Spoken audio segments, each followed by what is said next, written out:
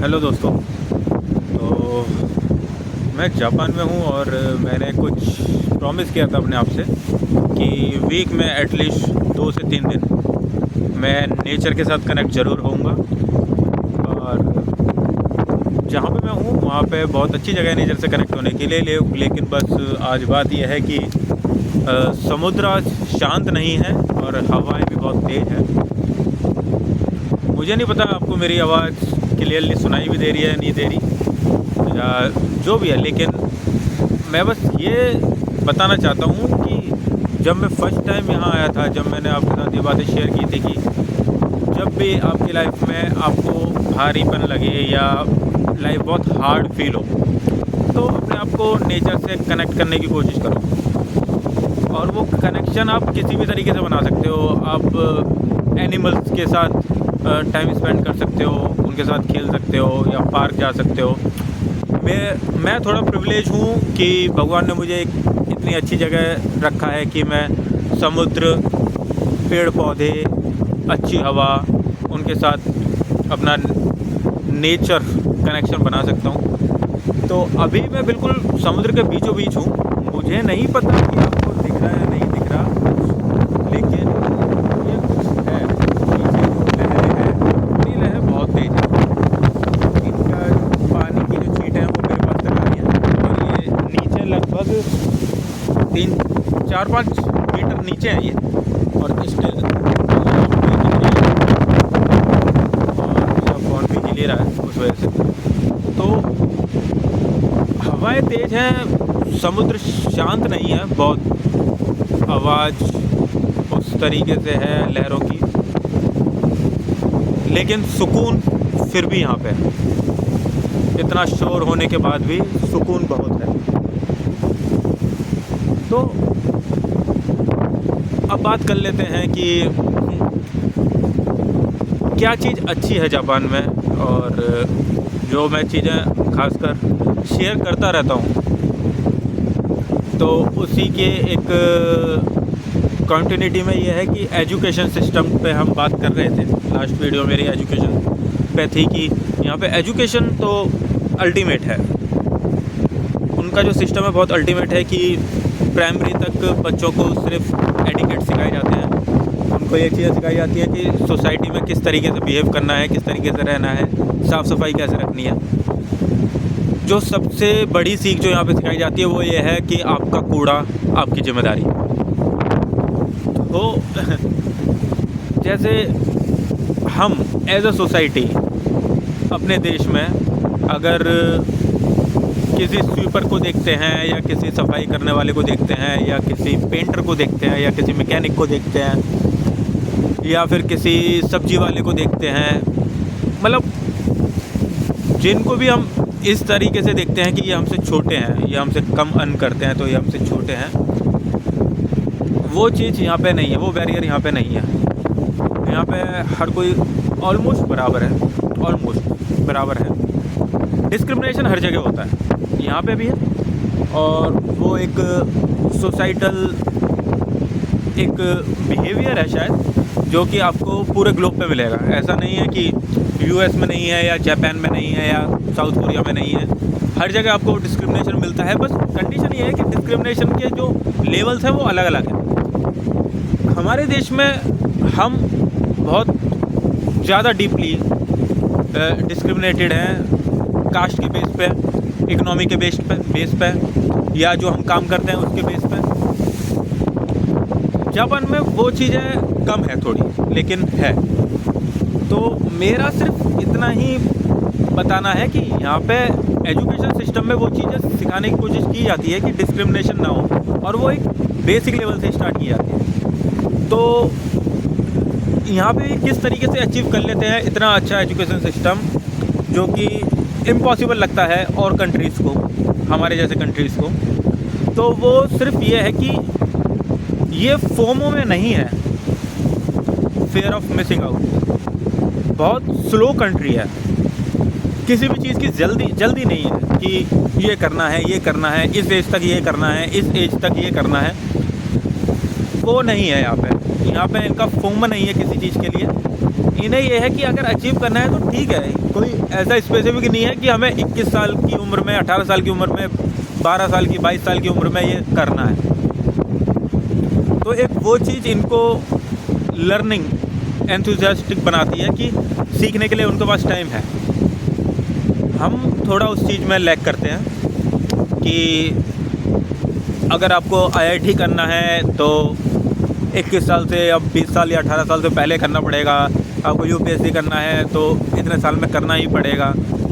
अगर आपने इतने साल में कर लिया तो आपके प्रमोशन अच्छे हो जाएंगे। मतलब बहुत सारी चीज़ें हैं जो मैटर करती हैं हमारे यहाँ, जिसकी वजह से हमें फोमो होता है।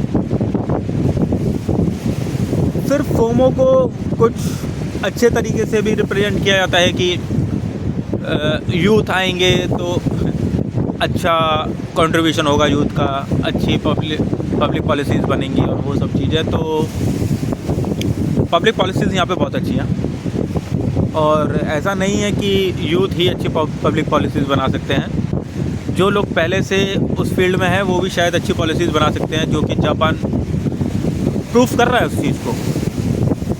ज़रूरी नहीं है कि आप 21-22 साल के हैं तो आप बहुत अच्छी पॉलिसीज़ बना पाएंगे या बहुत अच्छे से आप समझ पाएंगे यूथ को। हम वो चीज़ देख रहे हैं, यूथ करके पॉलिटिक्स में भी बहुत यूथ आए हैं और उन्होंने बेड़ा गर्क ही किया है अपने भारत का। और रैदर दैन जो बहुत पुराने पॉलिटिशियंस हैं या जो लोग के पास विज़न है, मैटर नहीं करता कि उनकी एज क्या है, उनके विज़न्स अगर अच्छे हैं, उनके विजन अगर यंग इंडिया को सपोर्ट करते हैं तो वो मैटर नहीं करता है।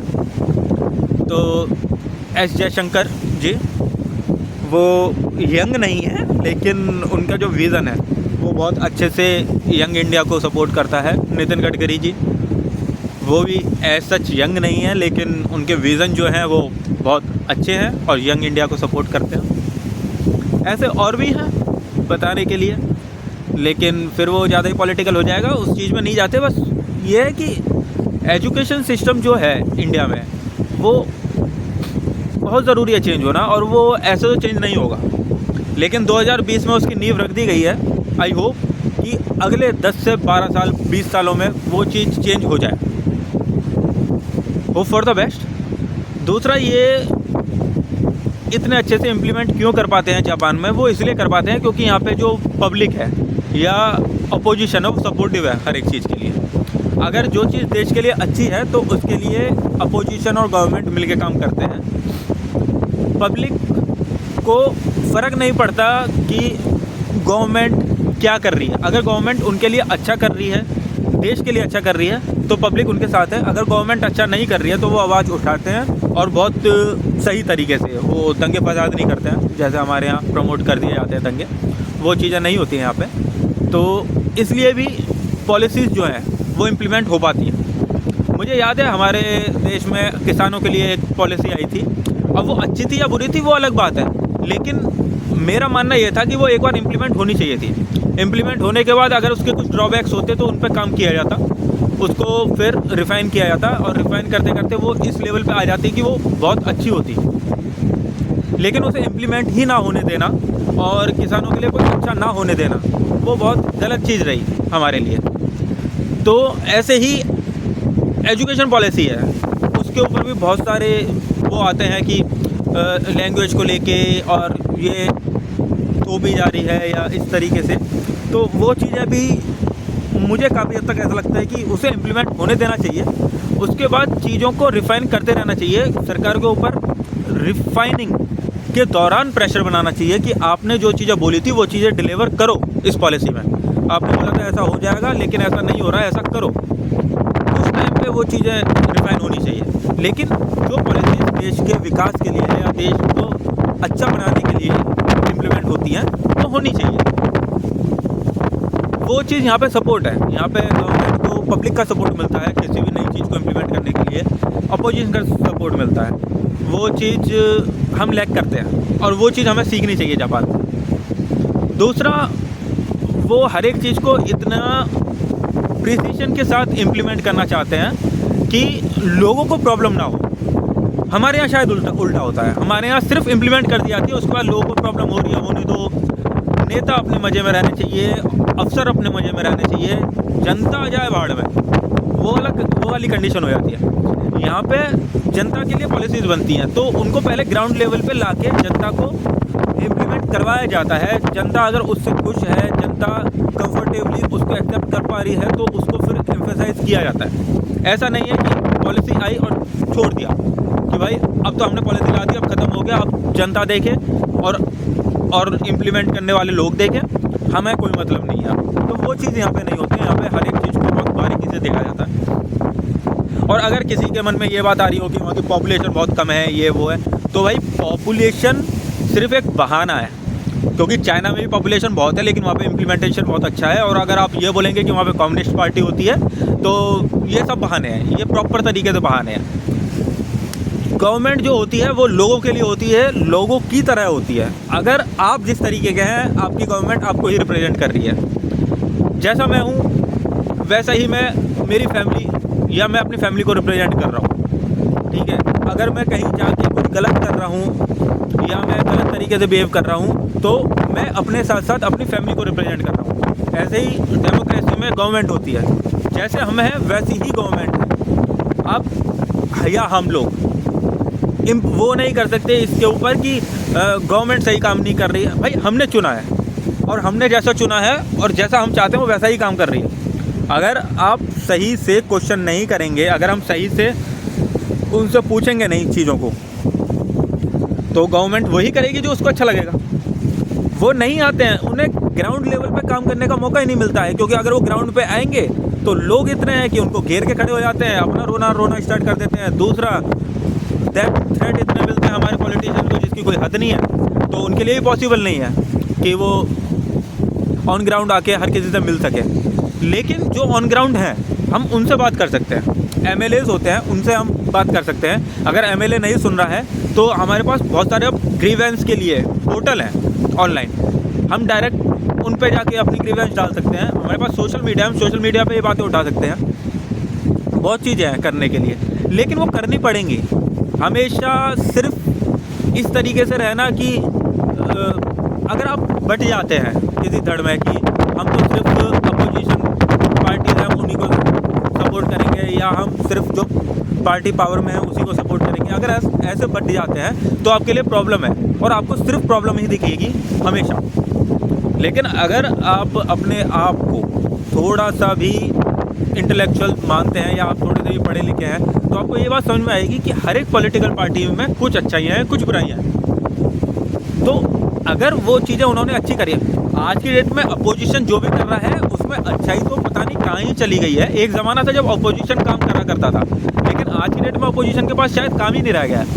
वो सिर्फ हर एक चीज़ में बुराइयाँ निकाल रहा है। तो ये अपोजिशन का काम कभी भी नहीं था। अपोजिशन का काम हमेशा से था कि एक शैडो गवर्नमेंट की तरह काम करे।